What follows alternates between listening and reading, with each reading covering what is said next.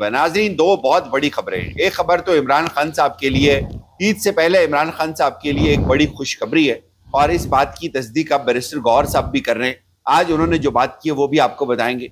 उसके साथ साथ इस्लामाबाद हाई कोर्ट में जो 3 जजेस को लाया गया था उनके हवाले से जी आज एक बड़ा अपसेट क्रिएट हो गया है। उनके हवाले से आज एक बहुत बड़ा फ्रॉड पकड़ा गया है सुप्रीम कोर्ट के अंदर और ऐसे लगता है कि अब वो तीनों जजेस वापस जाएंगे, उनको वापस जाना होगा। ये भी आपको बताएंगे। लेकिन पहले बात करेंगे सुप्रीम कोर्ट के अंदर आज पाकिस्तान तहरीक इंसाफ की जो मखसूस सीटें हैं उसकी नजरसानी का केस था और इस केस में आज बड़े बड़े ब्लंडर हुए हैं, आज बड़े बड़े लोग एक्सपोज हुए हैं।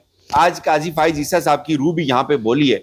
लेकिन फ्रॉड क्या है, सितम क्या है, हैरान कुन तौर पर आज जिस फैसले में जिन तमाम जजेस ने यह फैसला लिखा था कि ये मखसूस सीटें पाकिस्तान तहरीक इंसाफ का हक है, सुन्नी इत्तेहाद कौंसिल का हक है, उन जजेस में से अक्सरियत उस बेंच का हिस्सा ही नहीं है जो इस केस की नजरसानी सुन रही है।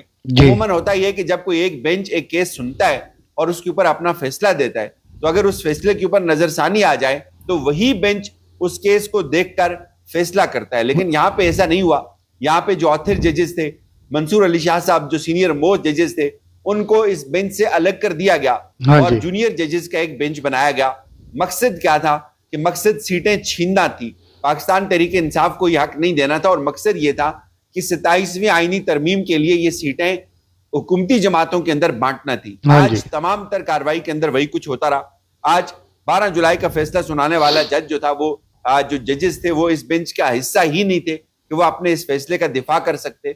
और हैरान कुन तौर पर ये जो जजेस बैठे हुए थे, इन्होंने उन जजेस का फैसला पढ़ा हुआ ही नहीं था कि उन्होंने क्या क्या लॉजिक्स दी हुई हैं, किन ग्राउंड्स पे उन्होंने सीटें पाकिस्तान तहरीक इंसाफ को देने का फैसला लिखा हुआ है। इन जजेस ने वो फैसला पढ़ा हुआ ही नहीं था। आज एक जज साहिबा जो है मुसर्रत हिलाली साहिबा, जब वो बोल रही थी तो मुझे उमर अता बंदयाल साहब का एक जुमला याद आया।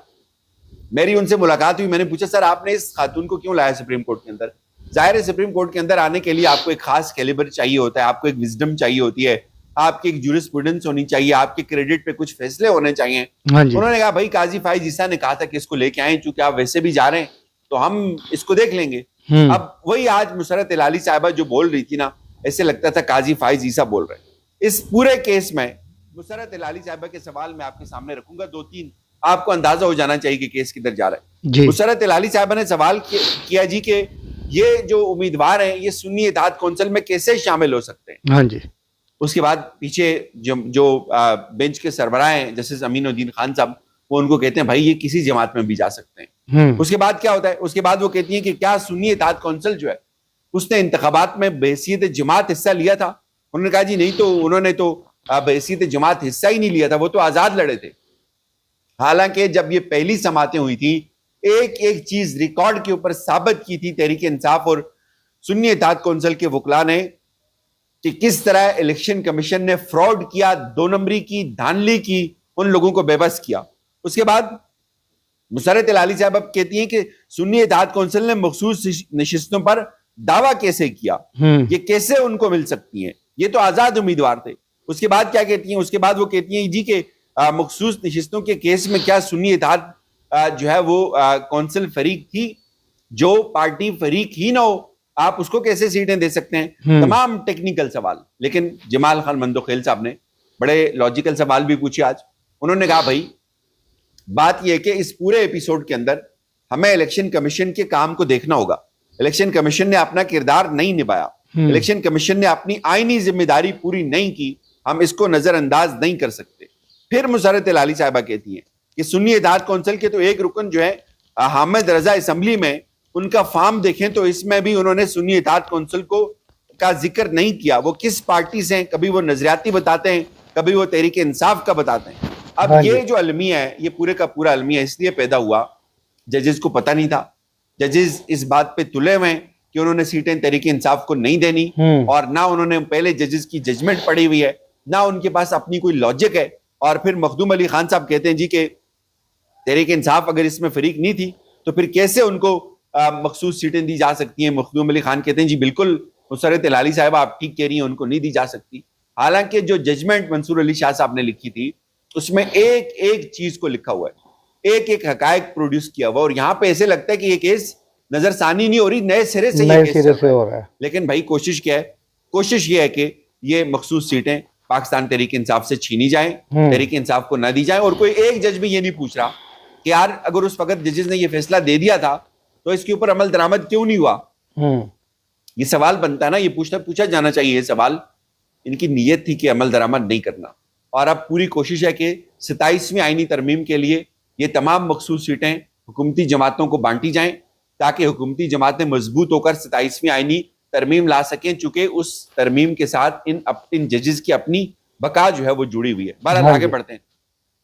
आज एक बड़ा हैरानकुन लम्हा पेश आया जी सुप्रीम कोर्ट के अंदर, जब इस्लामाबाद हाई कोर्ट के अंदर लाने वाले जजेस की सीनियरिटी लिस्ट का केस चल रहा था, तो एक नुक्ता उठाया गया है। जस्टिस जो नईम अख्तर अगवान साहब है, उन्होंने कहा कि जो जजेस की ट्रांसफर की गई है, इसमें जो इब्तिदाई समरियां आप लोगों ने भेजी हैं उनमें सीनियरिटी और हलफनामे को छुपाया गया है, जानबूझकर छुपाया आपने सीनियरिटी का और हलफनामे का मामला। इस पे आज एक बहुत बड़ा इंकिशाफ हुआ है। जस्टिस जो अटॉर्नी जनरल मंसूर अवान साहब हैं, वो ये बात करते हैं कि सर सीनियरिटी ज़हन में थी ही नहीं जब हम जजेस की ट्रांसफर का मामला हल कर रहे थे। यानी कि वो ये कहते हैं कि उस वक्त जजेस की जो सीनियरिटी का मामला है ये हमारे दिमाग में था ही नहीं जब हम ये पूरी वारदात डाल रहे थे। उसके बाद जो बहुत अहम बात की, जैसे आपने उन्होंने कहा कि हर जज यानी अपने एक सूबे की हाई कोर्ट का हलफ लेता है। अगर लाहौर हाई कोर्ट का जज है तो वो लाहौर हाई कोर्ट का हलफ लेगा, इस्लामाबाद का जज है तो वो इस्लामाबाद हाई कोर्ट का जज की हैसियत से हलफ लेगा, बलूचिस्तान का जज है तो वो बलूचिस्तान हाई कोर्ट के जज की हैसियत से हलफ लेगा। नईम अख्तर अगवान साहब ये कहते हैं कि इस्लामाबाद हाई कोर्ट में जजेस की ट्रांसफर और सीनियरिटी के खिलाफ आपने जजेस का जो हलफ है वो इस्लामाबाद के अंदर तो लिया ही नहीं है।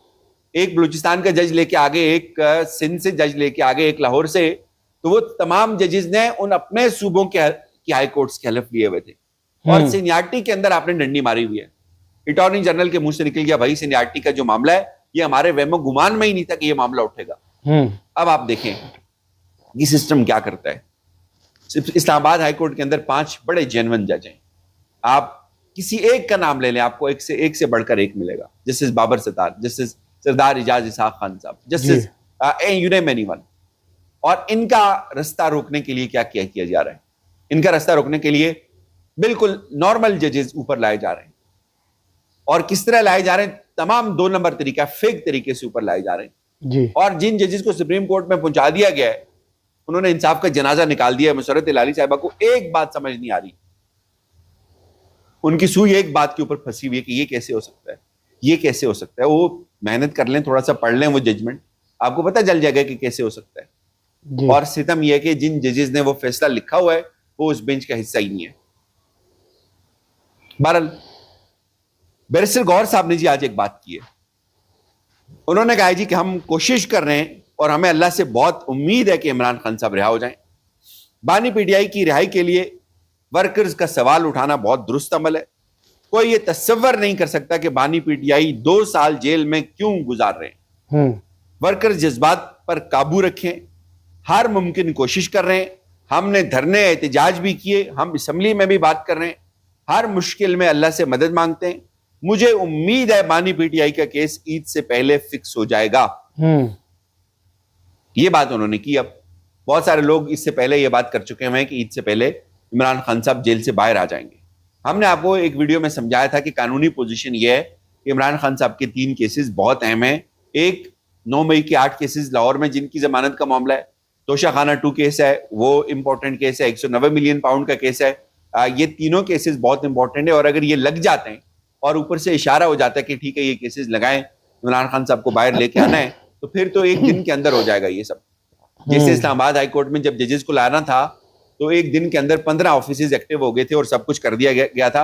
ये अलग बात है कि बाद में फ्रॉड पकड़ लिए कुछ जजेस ने वहां पे, लेकिन अब वो कह रहे हैं जी कि हमें पूरी उम्मीद है कि केस इमरान खान साहब का फिक्स हो जाएगा ईद से पहले। और वो ये कहते हैं कि मुझे उम्मीद है बानी पीटीआई ईद से पहले रिहा होंगे। 2 सालों से हमारे लोग बर्दाश्त करते करते थक गए, कोशिश कर रहे हैं कि बानी पीटीआई के केसेस लगें और मेरिट पर फैसले हों। ये बैरिस्टर गौहर साहब ने आज ये बात की है। देखिए अब क्या होता है। बहुत ज्यादा खुशगुमानी मुझे अब चूंकि नहीं है। बात वही है कि इमरान खान साहब की रिहाई जो है वो अदालती नहीं होगी, वो कानूनी नहीं होगी, वो सियासी रिहाई होगी। इमरान खान कोई बात अगर मान जाएंगे तो बात बन जाएगी। इमरान खान बात मानने के लिए तैयार नहीं है। इमरान खान बजायर अपनी रिहाई की राह में खुद सबसे बड़ी रुकावटें, सियासी रिहाई की बात कर रहा हूँ। आईनी रिहाई के लिए उन्होंने बड़ी जिद्दोजहद की, बड़े टीमें बनाई, वकला की, लेकिन ऊपर से जजेस की गुट्टी मरोड़ी हुई है।